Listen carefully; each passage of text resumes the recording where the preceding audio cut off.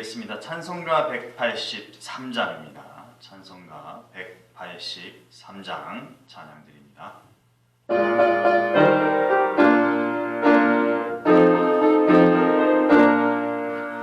빈들의 마른 풀같이 시드는 나의 영혼, 주님이 약속한 성령 간절히 기다리네. 가물어 메마른 땅에 단비를 내리시듯 성령의 단비를 부어 새 생명 주옵소서. 반가운 빗소리 들려 산천이 춤을 추네. 봄 밀어내리는 성령 내게도 주옵소서. 가물어 메마른 땅에 단비를 내리시듯 성령의 단비를 부어 새 생명 주옵소서. 철 따라 우로를 내려 조목이 무성하네. 갈급한 내 심령 위에 성령을 부으소서. 가물어 메마른 땅에 단비를 내리시듯 성령의 단비를 부어 새 생명 주옵소서. 참되신 사랑의 언약 어길 수 있사오랴. 오늘의 흡족한 은혜 주실 줄 믿습니다. 가물어 메마른 땅에 단비를 내리시듯 성령의 단비를 부어 새 생명 주옵소서. 아멘. 사도신경으로 신앙 고백드립니다. 전능하사 천지를 만드신 하나님 아버지를 내가 믿사오며 그 외아들 우리 주 예수 그리스도를 믿사오니 이는 성령으로 잉태하사 동정녀 마리아에게 나시고 본디오 빌라도에게 고난을 받으사 십자가에 못 박혀 죽으시고 장사한 지 사흘 만에 죽은 자 가운데서 다시 살아나시며 하늘에 오르사 전능하신 하나님 우편에 앉아 계시다가 주로서 산자와 죽은 자를 심판하러 오시리라. 성령을 믿사오며 거룩한 공회와 성도가 서로 교통하는 것과 죄를 사하여 주시는 것과 몸이 다시 사는 것과 영원히 사는 것을 믿사옵나이다. 아멘. 184장 찬양 드립니다.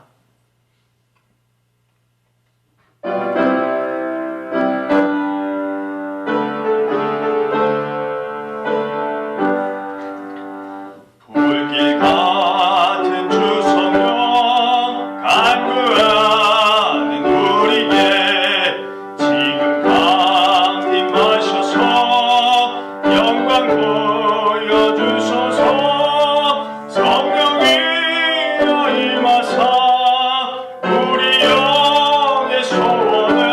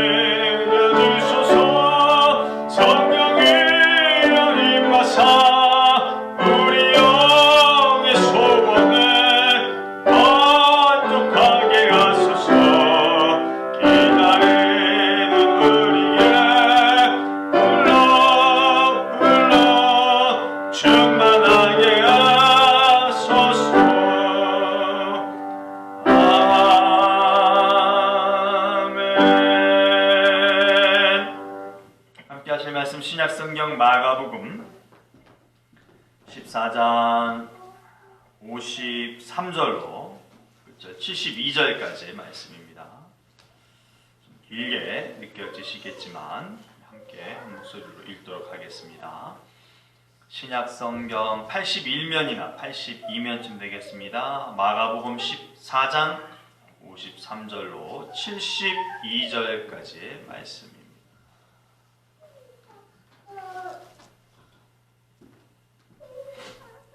함께 읽겠습니다. 그들이 예수를 끌고 대제사장에게로 가니 대제사장들과 장로들과 서기관들이 다 모이더라. 베드로가 예수를 멀찍이 따라 대제사장의 집들 안까지 들어가서 아랫사람들과 함께 앉아 불을 쬐더라. 대제사장들과 온 공회가 예수를 죽이려고 그를 칠 증거를 찾되 얻지 못하니 이는 예수를 쳐서 거짓 증언하는 자가 많으나 그 증언이 서로 일치하지 못함이라. 어떤 사람들이 일어나 예수를 쳐서 거짓 증언하여 이르되 우리가 그의 말을 들으니 손으로 지은 이 성전을 내가 헐고 손으로 짓지 아니한 다른 성전을 사흘 동안에 지으리라 하더라 하되 그 증언도 서로 일치하지 않더라. 대제사장이 가운데 일어서서 예수에게 물어 이르되 너는 아무 대답도 없느냐? 이 사람들이 너를 치는 증거가 어떠하냐 하되 침묵하고 아무 대답도 아니하시거늘 대제사장이 다시 물어 이르되 내가 찬송받을 이의 아들 그리스도냐? 예수께서 이르시되 내가 그니라. 인자가 권능자의 우편에 앉은 것과 하늘 구름을 타고 오는 것을 너희가 보리라 하시니 대제사장이 자기 옷을 찢으며 이르되 우리가 어찌 더 증인을 요구하리요? 그 신성 모독하는 말을 너희가 들었도다. 너희는 어떻게 생각하느냐 하니 그들이 다 예수를 사형에 해당한 자로 정죄하고 어떤 사람은 그에게 침을 뱉으며 그의 얼굴을 가리고 주먹으로 치며 이르되 선지자 노수를 하라 하고 하인들은 손바닥으로 치더라. 베드로는 아랫뜰에 있더니 대제사장의 여종 하나가 와서 베드로가 불 쬐고 있는 것을 보고 주목하여 이르되 너도 나사렛 예수와 함께 있었도다 하거늘 베드로가 부인하여 이르되 나는 내가 말하는 것이 무엇인지 알지도 못하고 깨닫지도 못하겠노라 하며 앞들로 나갈새 여종이 그를 보고 곁에 서 있는 자들에게 다시 이르되 이 사람은 그 도당이라 하되 또 부인하더라. 조금 후에 곁에 서 있는 사람들이 다시 베드로에게 말하되 너도 갈릴리 사람이니 참으로 그 도당이니라. 그러나 베드로가 저주하며 맹세하되 나는 너희가 말하는 이 사람을 알지 못하노라 하니 달기 곧 두 번째 울더라.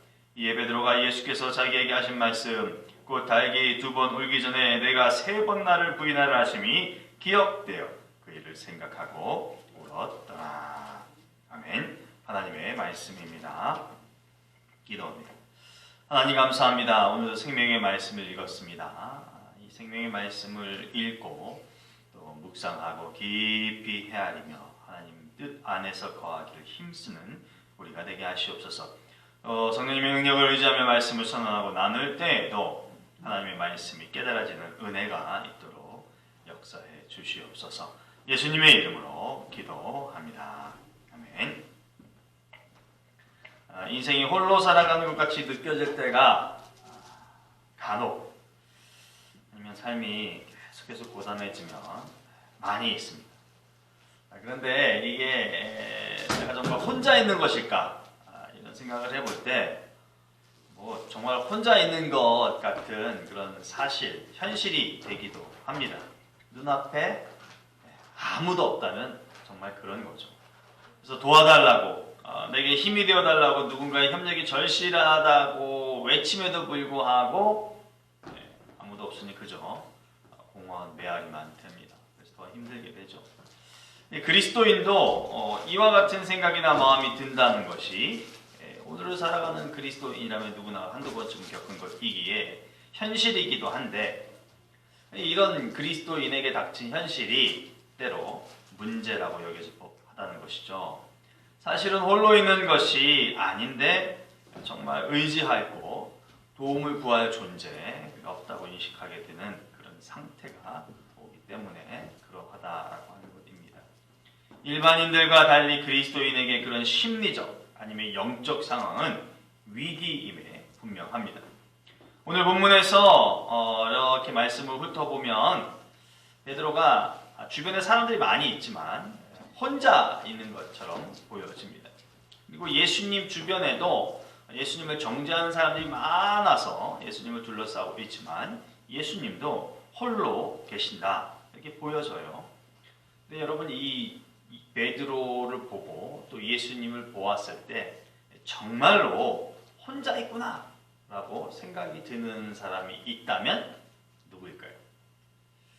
또 홀로 있는 것 같은데 정말 외형적으로는 홀로 있으면서도 절대로 혼자 있지 않는 것 같은 태도가 있는 사람도 보여진다는 거죠. 그건 또 누구일까요? 이 두 사람의 극명한 대비는 하나님 때문임을 믿습니다. 하나님 때문에 어떤 이 둘 다 똑같이 혼자 있지만 어떤 이는 절대 혼자 있는 것 같지 않는 그런 태도와 모습이 있고 누구는 정말로 홀로 있구나라고 여겨질 수밖에 없다는 것이죠. 눈에 보이지 않는 하나님, 상황은 사방이 꽉 막혀서 정말 숨도 쉴 수 없을 것 같은 그런 답답함, 정말 힘들고 괴로운 상태인데 어느 누구도 나와 함께하는 것이 아니라고 인정되는 그 시간, 그때 이게 분명한데 그럼에도 불구하고 하나님은 늘 함께 하신다. 이 사실을 믿는 우리가 될 수 있기를 소망합니다. 자, 그렇게 믿기를 소망하면서도 믿어지지 않는다. 기도하실 수 있기를 바랍니다. 기도하실 수 있기를 바랍니다. 근데 기도하려 치는데 기도가 안 된다. 어쩔 수 없죠. 기도 안 되면. 외마디 비명이라도 지르시기를 바랍니다. 살려달라고. 주여라고도 그것만이라도 좀 외치는 우리가 되어야 되리라 생각됩니다. 그래서 홀로 있지 않다는 것을 부름을 통하여서 그 외침을 통하여서 그 외마디 비명을 통하여서 하나님의 존재를 확인할 수 있는 여러분 되실 수 있기를 바랍니다. 왜 그래야 됩니까? 왜 그래야 되냐고요? 그 길이 살 길이기 때문입니다. 그 길이 그리스도인이라면 그 길로 인하여서 살게 되기 때문에 그 방법을 택해야 하는 것입니다. 이 사실을 인정하시고 받아들이는 우리가 될 수 있기를 원합니다. 예수님이 공생애를 시작하면서 외형적으로 도드라지게 나타나는 것은요, 사람들이 몰려들었다는 것이죠. 예수님 가는 곳곳마다 예수님이 움직일 때마다 사람들이 예수님 곁으로 왔다는 것입니다. 공생애 7발쯤 기록된 마가복음 1장 28절은 예수님에 대한 소문이 퍼졌다 이렇게 기록을 하고요. 또 32절로 33절까지는 덧붙여서 이런 기록을 합니다. 저물어 해질 때에 모든 병자와 귀신 들린 자를 예수께 데려오니 온 동네가 그 문 앞에 있더라. 그러니까 예수님이 베드로의 장모의 집에 딱 있을 때에 온 동네 사람들이 예수님 계신 그곳으로 몰려들었음에 대해서 이야기를 하는 것입니다. 예수님 곁에 모여든다. 사람들이 예수님의 걸음걸이에 따라서 예수님 계신 곳마다 있다라고 하는 것은 예수님을 따른다라고 하는 것을 뜻함이 맞습니다. 그러게 어디를 가시든지 예수님이 있는 곳엔 사람들이 모이게 되는 것이죠. 그래서 최대한 가까이, 최대한 빨리. 이게 사람들이 이렇게 예수님 곁에 있으려고 애를 무던히도 쓰는 모습입니다. 오죽하면 마가복음 2장에서는 너네 집에 그 지붕을 뚫고라도 중풍병 들린 사람 치료함을 받게 하기 위해서 지붕에서 아래로 내리는 그런 일까지 하지 않던가요. 그리고 이렇게 모였을 때에 정말 이렇게 막 구름대같이 모여들었을 때에 저들은 예수님을 통해 은혜를 받고 예수님이 가르쳐주시는 복음의 진면목을 경험하게 됩니다. 그리고 나서 뭐 듣고 보고 이것으로 끝나는 것이 아니라 전혀 새로운 삶, 인생을 살게 되죠. 모이는 자들도 서로를 이끌었음직합니다. 아이고 왜 밀쳐요? 당신은 왜 왔어요? 저리 가세요? 피하세요? 이런 기록이 없는 걸로 봐서는 모여드는 사람들끼리도 우리 함께 갑시다. 예수님께로 갑시다. 그래요 이 앞쪽으로 좀 더 오십시오. 이렇게 서로 격려하고 이끌어주지 않았을까 그런 생각을 해봅니다. 이러한 현상을 통해서 보면 모이고 함께하는 것은 하나님의 뜻이 담긴 영적 행동의 기본 이렇게 판단이 됩니다. 모여야 된다는 것이. 하나님을 믿는 자들, 예수 그리스도로 섬김을 예수 그리스도로 인해서 구원받아 섬기겠다고 하는 자들의 가장 모토 기본이 되어야 되는 것은 모여야 한다라고 하는 것입니다. 이런 관점에서 오늘의 본문에서 또 다른 사람들도 모인 그런 상황을 발견할 수 있습니다. 53절 말씀 한번 보실까요? 그들이 예수를 끌고 대제사장에게로 가니 대제사장들과 장로들과 서기관들이 어떻게 했다고요? 다 모이더라. 기어이 이제 끝장을 보겠다고 하는 것이죠. 예수님의 반대파, 그러니까 예수님을 죽이려고 한 자들이 지금 모여든 것입니다. 이들의 목적이 무엇이냐고요? 죽이는 거죠. 예수를 죽이는 겁니다. 이미 마가복음 11장에서 밝혀 놓았듯이 죽이는 겁니다. 예수. 그리고 그 일을 행하기 위해 함께 했던 자들이 모인 것이죠. 그리고 그 일을 자주 도모했었죠. 이제 이러한 행동들을 통하여서 그 사람들의 힘이 얼마나 세다는 것. 어떨 때요? 모일 때 힘이 세다는 것을 알 수 있습니다. 마가복음 3장에서 예수님께서 기적을 행하시니까요, 적대자들이 예수님께 바알세불을 힘입어서 이런 일을 행한다 이렇게 비난을 퍼부었습니다. 예수님께서 이 같은 기적을 행한다고 할 때 예수님께서는 이런 말씀을 하십니다. 마가복음 3장 24절에서 25절로요. 또 만일 나라가 스스로 분쟁하면 그 나라가 설 수 없고, 만일 집이 스스로 분쟁하면 그 집이 설 수 없고. 이게 무슨 말입니까? 분쟁을 겪는다는 것, 분쟁을 행한다는 것은 모여드는 것과 상극이에요. 그러니까 갈라지고 흩어지는 것. 그러니 힘을 쓸 수도, 힘을 행할 수도 없다라고 하는 것이에요. 그러니까 예수님께서 바알세불을 힘입어서 그렇게 한다면 이런 일이 가능하겠느냐라는 취지로 말씀을 하신 것이죠. 그렇다면 이와 대조가 되는 모습도 본문을 통해서 엿볼 수 있어요. 지금 적대자들임에도 불구하고 자기 자신들의 뜻을 이루기 위해서 모여들었다. 그래서 그 힘이 얼마나 왕성해지고 강하여졌는지를 보여주는 이 대목과 비교해 봤을 때 전혀 다른 모습이 본문 가운데서도 있다는 것입니다. 좀 지난 것, 이미 지나간 그런 상황의 것을 먼저 좀 보죠. 50절 말씀입니다. 제자들이 예수를 버리고 어떻게 했다고요? 도망하니.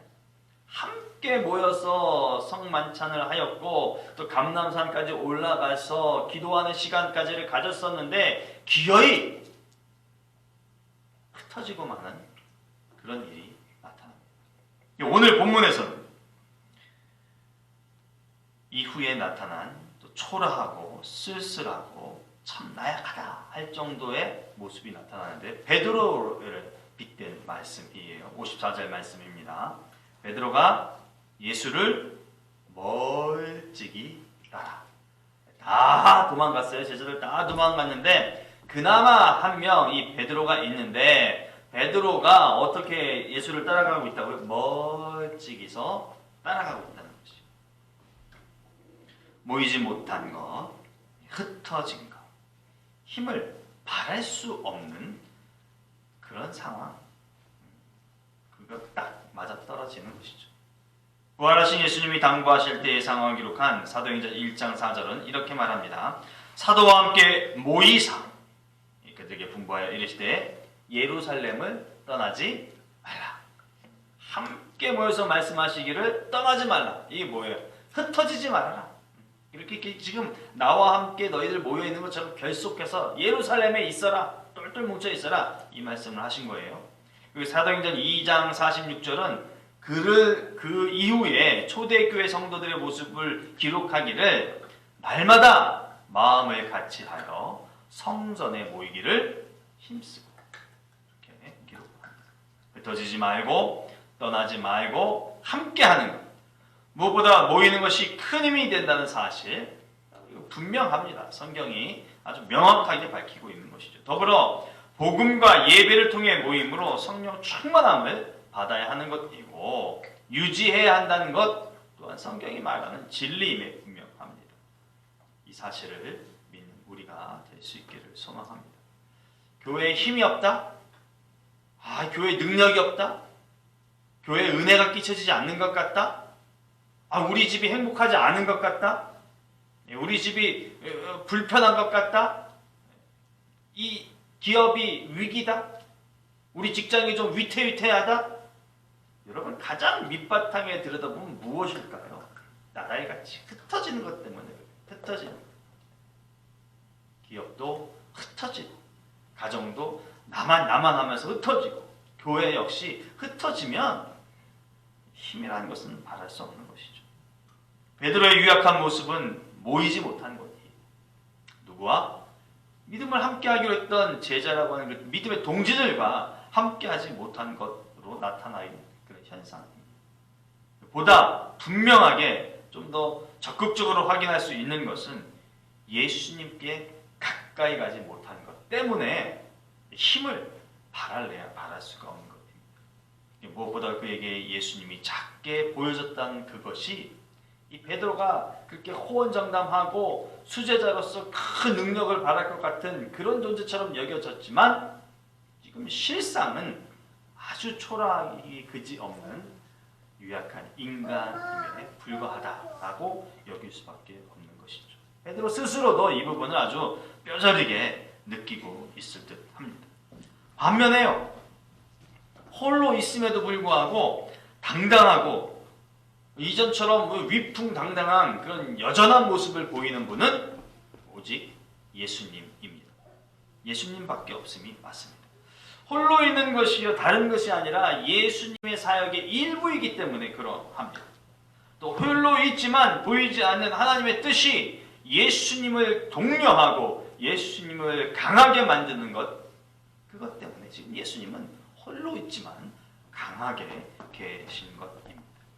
이렇게 얘기할 수 있는 근거, 이렇게 판단할 수 있는 이유 무엇입니까? 마가복음 14장 36절은 이렇게 기록하죠. 이르시되 아빠 아버지여 아버지께는 모든 것이 가능하오니 이 잔을 내게서 옮기시옵소서. 그러나 나의 원대로 마시옵고 아버지의 원대로 하옵소서 하시고, 또 마가복음 14장 41절은 이렇게 기록합니다. 세 번째 오사 그들에게 이르시되 이제는 자고 쉬라. 그만되었다. 때가 왔도다. 보라 인자가 죄인의 손에 팔리느니라. 이런 말씀을 했습니다. 예수님이라고 베드로와 같이 그렇게 좀 흔들거리는 모습과 마음이 없었던 것은 아니죠. 그런데 이 마가복음 14장 36절의 기도를 통하여서 예수님께서는 자신이 가져야 할 그 사명을 완전히 감당하기 위해서 수용하셨다라는 것 때문에 이젠 절대 흔들림이 없는 것입니다. 나의 마음대로 행해야 되는 것이 나를 살리는 것 아닐까? 그래도 좀 더 살아있으면서 주의 복음을 증거하는 것이 나은 것 아닐까 하는 그런 자의적인 판단, 그것과 하나님께서 죽이기로 결정하신 길에 서로 간에 부딪힘이 있었는데 기도를 통해서 온전히 하나님의 뜻을 수용하고 나니까 절대로 흔들림이 없다는 것이죠. 그래서 소명이 확고하게 다시 한번 세워지니까 그래 내가 메시아이지, 내가 그리스도이지 라고 하는 그 소명이 확고하게 세워지니까 사실은 행동은 그에 걸맞게 자연스럽게 이루어진다는 것, 확고부동하게 이루어질 수밖에 없다는 것, 세상 깨닫습니다. 여인으로서 사시다가 결혼이라는 것을 하고 자녀를 낳게 되면 어머니가 되죠. 부모가 되면. 그래서 나를 위해서 살았던 그 모든 시간들은 이제 일체 뒤로 하고 자녀를 생산하고 자녀를 양육하면서 살아가는 특별히 여인들의 모습을 보면 한 사람의 여인이 아니라 어머니로서의 삶을 좀 더 크게 부각시키면서 사시는 거예요. 물론 각자가 어머니로서 100% 만족스럽다, 아니다, 그걸 논하자는 게 아니라 어머니가 되면 어머니로서의 삶을 우선시 여기는 생활을 한다는 거죠. 각자가 직업에 맞는 행동이 걸맞게 이어진다는 것 또한 분명한 것 같아요. 내가 정비사다 하면 내 손에 기름때가 묻는 것을 전혀 두려워하지 않죠. 아주 자연스러운 것으로 여겨요. 그래서 더 많은 기름때가 묻는 것에 대해서도 부끄러워하지 않고, 왜냐하면 내가 자동차 정비하다 보면 기름이 묻는 것은 당연지사니까 그럴 수도 있다. 이렇게 하는 것이 고객을 더 위하는 것이고 더 나은 정비를 할 수 있는 것이다. 내가 무엇에 의해서 이끌어지는 삶을 사느냐에 대한 확고함이 세워지면 그 세워진 확고함에 의해서 자연스럽게 그 다음에 행동들이 연결되게 된다는 것입니다. 성도가 되었어요. 성도로서의 모습을 지녀야 되는 것, 이거 마땅한 거 아닌가 싶습니다. 성도가 되었음에도 불구하고 성도로서 지녀야 될 모습에 대해서 왈가왈부하고 흔들린다면 우리는 소명이 바로 세워지지 않았다라고 스스로 자책을 해야 할 것입니다. 그래서 모이는 것, 함께 하는 것, 이 성도가 해야 될 일이죠. 공동체로 묶였기 때문에 해야 될 일. 이 각자 개인에게 부여된 것이라면 흩어져서 해도 되지만 공동체로 묶인 자들에게 모이는 것, 함께하는 것은 기본이라는 사실을 항상 신앙생활하면서 우리가 깨닫고 실행해야 할 것입니다. 그래서 예배로 흩어지는 게 아니라 모이는 거잖아요. 예배로 모이는 거죠. 기도 홀로 할 수도 있지만 모여서 함께하는 것이 얼마나 더 큰 능력이 세워지는가는 자명한 것입니다. 사역을 통해서 모여야 하는 것이죠. 모여야 하는 것이죠. 어쩌면 이 모든 것들은 선택이 아닐는지도 모르겠어요. 성도가 된 이후에 모여야 되고 함께 해야 되고 예배해야 되고 사역에 임해야 되고 헌신해야 되고 충성해야 되는 것이 이 선택이 아닐는지도 모르겠어요. 근데 이 보편적으로 성도로 지칭되는 우리들은 이것이 선택이 되어져야 하는 것으로 여전히 여기고 신앙생활을 한다는 거죠. 그래서 홀로 있어요. 홀로. 그래서 힘이 없어요. 그래서 영적인 능력이 나타나지 않는 그런 상태로 존재한다는 거죠. 일생의 삶도 홀로만이 있는 모습인 것입니다. 이에 대해서 히브리서 기자는 경고합니다. 히브리서 10장 25절 모이기를 피하는 어떤 사람들의 습관과 같이 하지 말고 오직 권하여 그날이 가까움을 볼수록 더욱 그리하자. 뭘 더욱 그리하자? 라는지 애매모호해요. 세번역 성경은 명확하게 이렇게 말합니다. 어떤 사람들의 습관처럼 우리는 모이기를 그만하지 말고 서로 격려하여 그날이 가까워오는 것을 볼수록 더욱 힘써 모입시다. 이렇게 말합니다. 이 말씀이 우리에게 적용될 수 있기를 주님의 이름으로 축복합니다. 자, 왜 베드로가 왜 홀로 있고 베드로가 왜 예수님 곁이 아닌 그저 멀리서 평소에 베드로답지 않게 따라가고 있을까? 죽기 싫어서 그런 거예요. 자기 다치고 싶지 않아서 그런 거예요. 살고 싶어서 그러는 겁니다.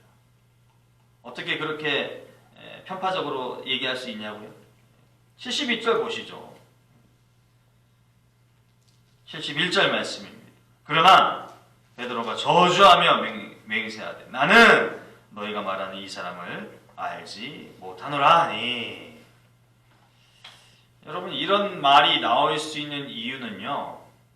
54절의 행동이 있기 때문이에요. 나 예수 몰라. 예수는 죽어도 싸지 않겠어? 저주하고 이렇게 하는 행동 말 54절이에요. 멀찍이 따라가니까 이렇게 할 수밖에 없는 것이죠.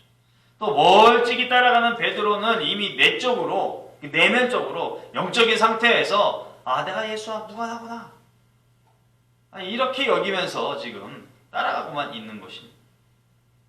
그걸 지금 보여주고 있는 겁니다. 내 상태, 베드로의 영적 상태, 베드로가 예수를 어떻게 여기는지를 아니라면 이렇게 대응하지 않죠. 자기가 정말로 예수님이 위기에 처하지 않았을 때에 예수님을 모셨던 제자라면 그때 베드로였다면 이렇게 하지 않죠.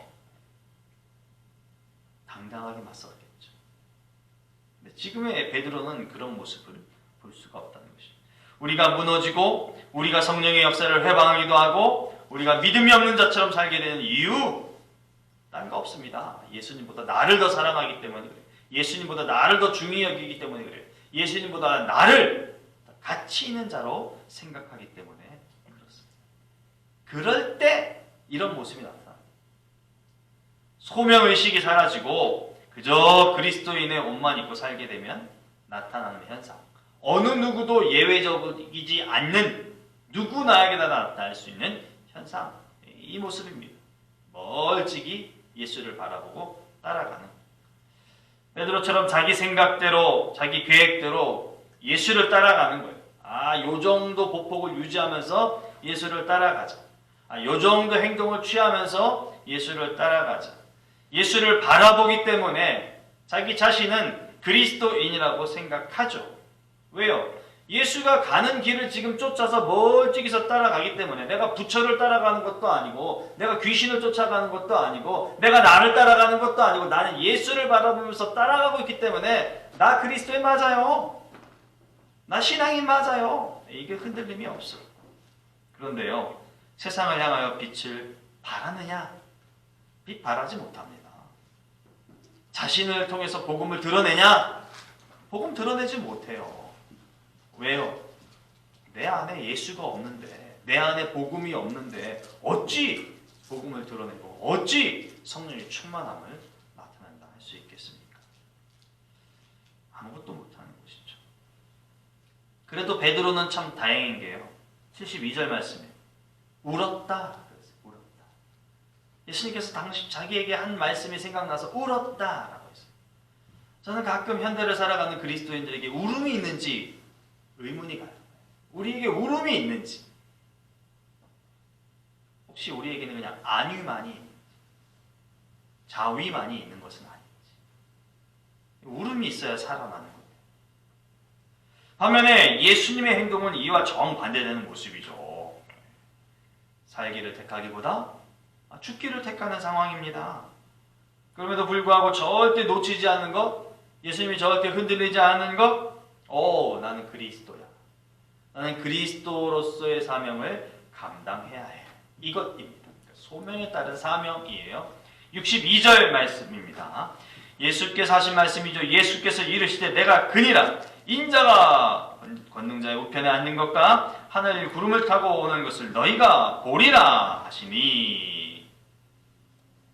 여러분, 그리스도로서의 자세는 잃지 않으십니다. 근데 그리스도로서의 자세, 메시아로서의 어떤 자의식, 이거를 놓치지 않으면 않을수록 자기에게 얼마나 강력하고 얼마나 심한 고초가 올 것인지를 뻔히 아심에도 불구하고 예수님은 이런 행동, 이런 표현을 서슴지 않고 하신다라고 하는 것이죠. 기어이 온갖 수모와 모진 고초를 겪고 마시죠. 65절 말씀에 어떤 사람은 그에게 침을 뱉으며 그의 얼굴을 가리고 주먹으로 치며 이르되 선지자 노릇을 하라 하고 하인들은 손바닥으로 치더라. 그런데 그리스도로서의 자신에 대해서는 분명하고 확고하게 뺨을 맞든지 침뱉음을 당하든 모욕을 당하든지 간에 확실하게 했다. 여러분, 이 사실을 신앙인으로서 기억하시기를 바랍니다. 반면 예수님이 이 사람들의 말에 대해서는 일절 이렇다 저렇다 말씀하시지 않으셨다는 것 또한 우리가 명확하게 알고 신앙생활을 좀 하였으면 좋겠어요. 60절 말씀 보시죠. 대제사장이 가운데 일어서 예수에게 물어 이르되 너는 아무 대답도 없느냐? 이 사람들이 너를 치는 증거가 어떠하냐? 야, 여기 증인들이 너를 치기 위해서 이렇게 얘기하는데 가타부타 말 좀 해봐. 이거 마저 틀려. 얘기를 좀 해봐. 이런 얘기를 지금 대제사장이 하는 거예요. 그런데 안 했습니다. 이게 증거일 리가 없죠. 성경에 기록되기를 거짓이 난무하고 서로 간의 말도 맞지 않았다. 거짓이다. 이렇게 얘기하는데 이게 증거일 리가 없죠. 죽이겠다. 그러니까 예수를 죽여야만 한다라고 하는 그릇된 뜻, 그릇된 목적에 맞게끔 꾸며낸 것이기 때문에. 근데 거기에 대해서 예수님께서 굳이 말을 섞지 않으신다는 거예요. 섞을 이유가 없다는 것이죠. 세상이 혹은 교회가 예수를 잘 믿는 자들에 대해 이러쿵저러쿵 말을 하던가요? 여러분, 세상은 예수를 잘 믿는 자들에 대해서는 이렇다 저렇다 말을 안 해요. 오히려 예수를 못 믿을 때 니들이 그렇게 하고도 기독교인이야? 이런 식으로 대꾸를 할지언정 잘 믿는 자들에 대해서는 이런저런 말을 안 합니다. 오죽하면 사도행전 2장에는 세상이 그리스도인들이라고 칭찬했다는 말을 기록하지 않던가요? 그런데요, 교회 안의 신자들은요, 잘 믿는 자들에 대해서 이러쿵저러쿵 이야기해요. 선동적인 행동을 아끼지 않습니다. 거짓 불사해요. 불사하지 않아요. 그래서 위해를 가하는 그런 일을 끼칠 때가 있습니다. 이거 참 이상하고 요상하고 이해하지 못하는 부분이기도 하지만요. 교화에는 나타나는 현실이고 사실이다라고 하는 것은 부정할 수가 없습니다. 근데 이런 부당한 모습도 그릇된 뜻을 세운 것, 거기에 맞춰서 그 뜻을 이루겠다라고 하는 목적 때문에 그렇게 된다라는 것도 알 수 있는 대목이기도 해요. 거짓 때문인지를 알며도 불구하고 그 거짓 때문에 고초를 당하는 것은 예수님의 몫입니다. 예수님 그렇게 하셨기 때문에. 이 세상을 바르게 신앙생활하면서 살아가는 신자, 거짓 때문에 겪는 그 안타까운 아픔들 역시 바른 신자들의 삶이 되기도 합니다. 마태복음 7장 13절에서 14절은 예수님께서 하신 말씀을 이렇게 기록하죠. 좁은 문으로 들어가라. 멸망으로 인도하는 문은 크고 그 길이 넓어 그리로 들어가는 자가 많고 생명으로 인도하는 문은 좁고 길이 협착하여 찾는 자가 적음이라. 복음을 믿고 의지하여 따르는 삶에서의 모습이 이와 같다. 생명을 얻기 위해서 좁은 길로 따라갔더니 협착하고 괴롭고 힘들고 쓰리고 아프다. 그래서 내 삶 가운데서 내가 그릇된 것 때문에 아픈 게 아니라 정말 참 신자로서 성도로서 그리스도인으로서 합당하게 기도생활하고 신앙생활하고 봉사하고 충성하였더니 오는 것들이 그런 것이다 라고 느껴지고 인정이 되신다말랑 여러분 기뻐하시기를 바라요. 성경에 기록된 말씀의 한 축을 여러분들이 이루어내고 있기 때문입니다. 생명으로 인도한 그 좁은 문을 통해서 겪는 고초가 있을 것인데 진짜로 나에게 그런 것들이 일어나기 때문에 성경의 말씀이, 예언의 말씀이, 예수 그리스도의 말씀이 나를 통하여서 기적과 같이 은혜로서 펼쳐지고 있다. 이 또한 은혜입니다. 그러니 호탕하게 신앙생활하세요. 야, 내가 성경의 말씀의 한 면을 지금 내 인생을 통하여서 기록하고 있구나, 살아내고 있구나, 이렇게 여기실 수 있기를 바랍니다. 내가 편한 생활하는 건요, 자기 자신이 선택한 방법에 의해 사는 것 맞습니다.